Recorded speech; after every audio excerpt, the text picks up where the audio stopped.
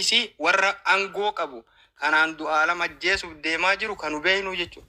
Kan angoo qabu jechuudha. Angoo makkataa godhatee inni rasaasa harkaa qaba, mootummaa keessaa gahee qaba, inni harka qullaa deemaa ajjeesuuf ka deemu jechuudha. See galaami kana hunda beena, kana hunda wal dhiisuuf hin deemu. Shira xaxanii aan du'aa lam akka sadarkaan isaa gad deebi'uuf warra hojjetan rabbi malee waaqa malee wanni nama gad deebisu hin jiru. Waaqa ol si guddise saba keetti ol si guddisaa jechuudha. Sabni sun immoo aan du'aa lamiin du'as yoo taate wajjiin jirra jechuudha. Dunyaa miti. Akkasii Usmaan ani haa dhufu. Jara keenya kaa shamarran isinin beekaa nama dhiiraa odoo isin dura jiru hin dubbattanii hayyoota. Usmaan ani haa dhufu itti fufi. قلتهم السلام عليكم. سلام الدرسة. وعليكم السلام. جرتو بريدة جت بيتا كوني كان ونداني بينا وان لقمت تجيرو وان دولة من رد لقمت جرو أرجو جرا أورمو أنا أورمو كاير أورمو ما تدلقو جرا نما برات اللي متي كان اللي دبدين ترى وان لكون بيتا دبان كاركارو تانانين إن دولة من أسقو برتي متي كيسا غروبي هداتي أسقو برتي نازين هاتي غروبي كيسا ولي سلكي ولي أرجنو غروبي نودا خلاص كانوا مواني برا يوه كاركار ساتاتي والبرا جرا هاي اللي قدوبا والبرا جرا كوتا كايون كابوسا يو جدي وان قدامتي وان قدامتي تكا جرا كينا نما لالا gargaarsa biyya namaa kanarraa itti fufne odoo laaltani fooqa tokko hin ijaara kanan gargaaru kanati gargaartu kan almaaz gargaartu kan obseen gargaartu maakin habiiban roozin gargaartu fooqii tokko hin ijaara garuu gargaarsa chaayinaa gargaarre amma chaayinan tun kooyinii rooziyyoo amma kooyinii itti guuttee naa kennite walakkaa chaayinatu fudhata walakkaa anaaf galtii jechuudha. Sii galaami gargaarsi nu godhaa turre guutuun walakkaa abbaa guurusantu fudhata walakkaa abbaa guuramuuf sanii ga'a. Kan ammaa hoo kallattii kanaan akkaawuntii isaati irratti galaa jechuu gaafa inni achi gabbee jedha. Haga inni achi gabbuutti kijibaan namni tokko garee ijaaree mallaqa guurra yoo jedhe tokko isaatti tonnaan jedhena. Inni achi gabbee kallattii akkaawuntii gara lakkitee sirraa risiidii akkaawuntii isaatti galisan nu ergitan jechuudha. Akkasitti 10,000 yoo gargaarte 10,000 sun isarratti galee faayidaa isaaf qaba. Afaan haasa'uun faayidaa takkan qabu. Harkaan kan hojjetaa jiru amma hojjetaa jira jechuudha biyya keessatti. Warri hojjetaa jiru kan haga hin qabne kan lakkoofsa hin qabne hojjetaa jira jechuudha. Mucaa kan akka shirri irratti deemamu beekamee jechuudha. Nafxanyaa waliin harka wal keessa qabateeti bara. Akkuma haacee galaafatanitti sii galaami aandu alamiin galaafatuuf nafxanyaa wajjiin daboo wal guuratanii dabdoonni jechuudha. Shira guddaa tataa jira. Shira saniif sabboontonni qaalii dhabnee haacaaluu dhabnee aandu'aalinidha hin dhabnu jedhan haga ammaatitti hojjetaa jiran jechuudha. Waan isinitti himu odoo micayyoon tun Oromoo ta'uu baatte Itoophiyaan sun bitintiin jette namni miiliyoonni tokko dhume waan micayyoon Oromoo taate fakkeeffamee haga ammaa kana ishee irratti xaxame malee harki isaa bilisaa gadi rabbiin baasaa wannaa jedha hawwi ani haadhu.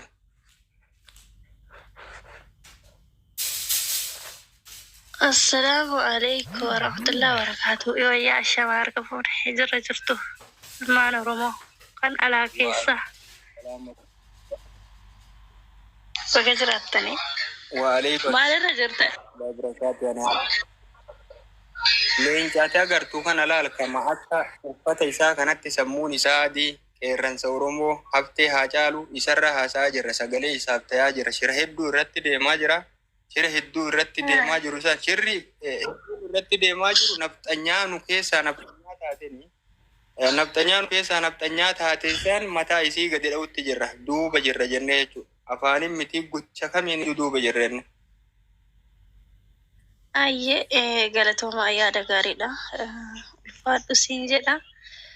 Nu qofa osoo hin taane Andaalaan gosa ilma Arsee qofa osoo hin taane akkuma haati jetti.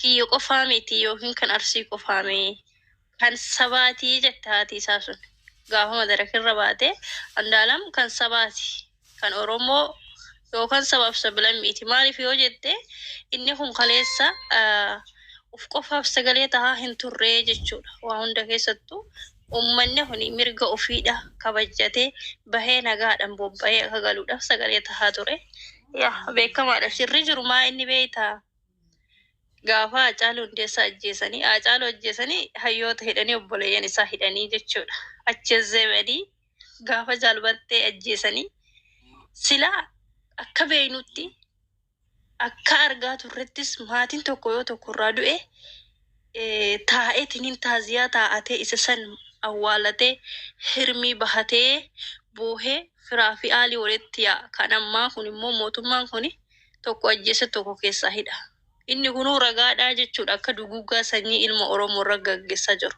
maaliif walii hubachuu dhabeen maaliif yoo jette fakkeenyaaf amma wanti tahaa jiru tokko gaafa ajjeesu inni kunis akka gubatti nafne akka hirmii hin baafanne Andaalamiin amma gaafa haadha manaa yookaan immoo kaadhimaa isaa jala ajjeesanii fuudhanii hidha darbanii jechuudha shira irratti xaxanii jaalbattee urgeessallee obboleeyyan bakka awwaalcha deemtuu qabanii hidhan Hacaaluu Hundeessallee akkasuma godhanii jechuudha kuni duguuggaa sanyiidha Andaalamiin qofa osoo hin taane borullee artistoota Oromoo guutuu isiidha kanatu eeggata sagalee ta'uu fi dirqama artistoonni Oromootu dudduubbee isaanillee borkanuma jira yookiin artistii tokko ajjeesanii haadha manaa hidhu jira obbolaa hidhu jira borillee jechuudha isa kan Andaalamiin immoo sagalee ta'uu fi dirqamaadha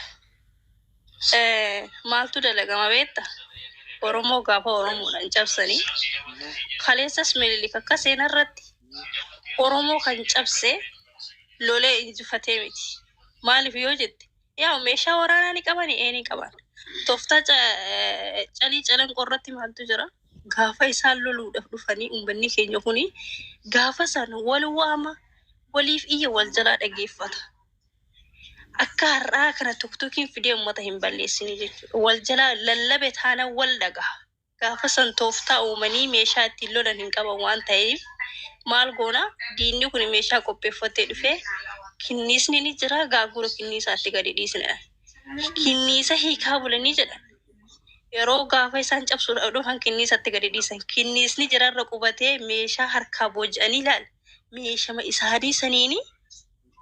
meeshama isaanii saniin deebi'anii diina san injifatanii jechuudha har'a waa'ee calii calanqoo seenaa kinniisni summaaf gamoo sanirra dhaabbatee namni hin beeku jechuudha kana dalagaa ture kaleessa Oromoo waliif waamee waliif awwaatee wal biratti argame kanaan diina cabsaa ture gaafa meeshaa hin qabne har'a garuu Oromoon gaafa waraana mataa ofiidhaa qabu gaafa diishkadha biriyaanidha wanti hundinuu harka jiru haaluma salphaadhaan sababa amantiif kutaadhaan gandummaadhaanii gargar bahee diina tana agartee qamaacaa tana tanii akkaataa itti nyaattee dhuudeen beenne tan hambaa Oromootiin guddatte kana har'a qeerra qaalamaa jira har'a mana hidhaatittis kan dararamaa jiru sababa kanaani tokkoffaa maal gochuudha qabna odoo Andaalam bira hin gahini ijoolleen teenya uf tahaa jiraadha ganda nama yaala deemtanii dibbee hin rukutina ani maali maatiin keenya har'a maal tahaa jira mee dhiisaa waa'ee gandummaa ila alhamdulillah har'a maalin boonasee taahir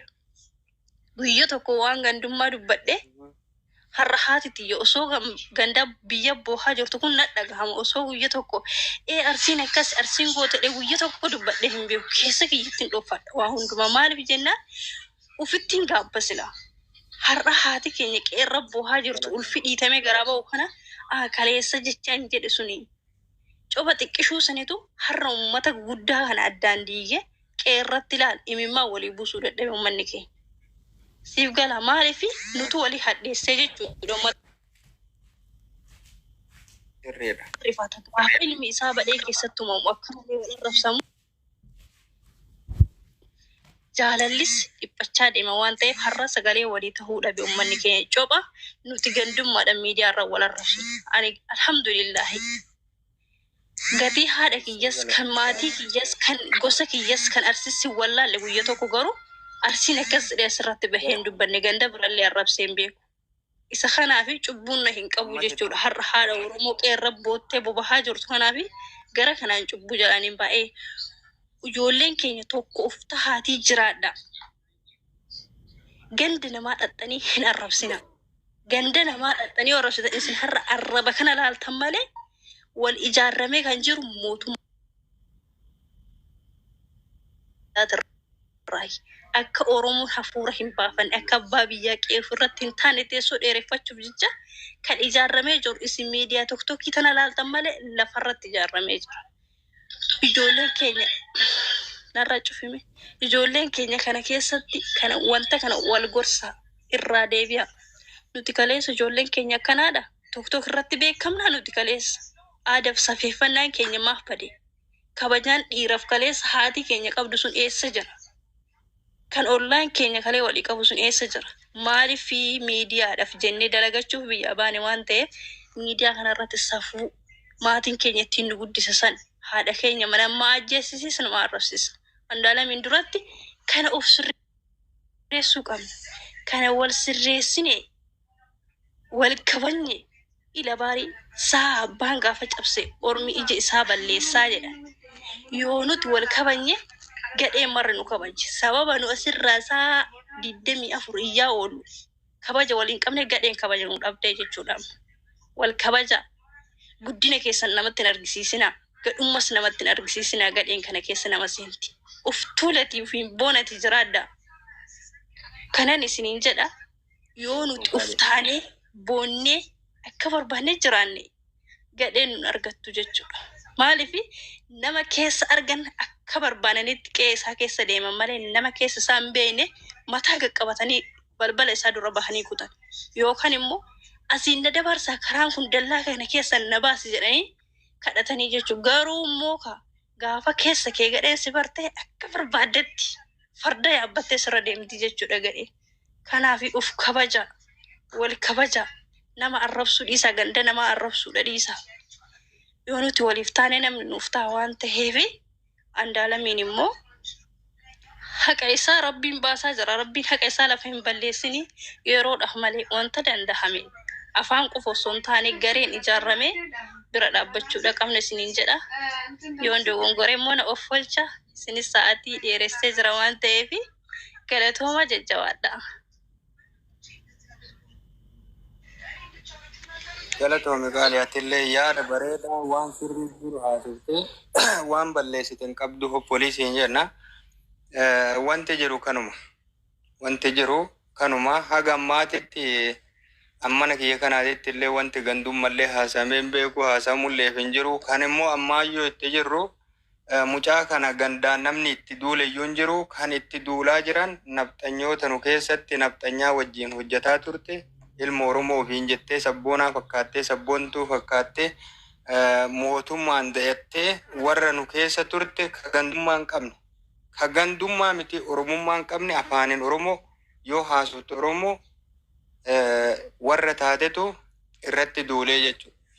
Kanarratti immoo dura dhaabbatuun keenna nafxanyaa achi jirtu sanirra nafxanyaa nu dura dhaabbatuun keenna cimee kan itti fufu ta'ee argama. Isa kan afaanin miti hojiin agarsiisuuf deemna jechuudha. Dhugaa rabbiititti ani sitti maami Andu'aalamitti tokko masaratti dhaabbate Finfinnee keessa. Masaratti dhaabbatan yeroo hedduu irra deebi'ee wanti kaasuufi namittiin nama hedduutu itti baratee jira. Amma nama hedduutu argee jira. Namittiin nama yeroo hedduu goota Oromoo Finfinnee keessatti galaafachiisaa turte.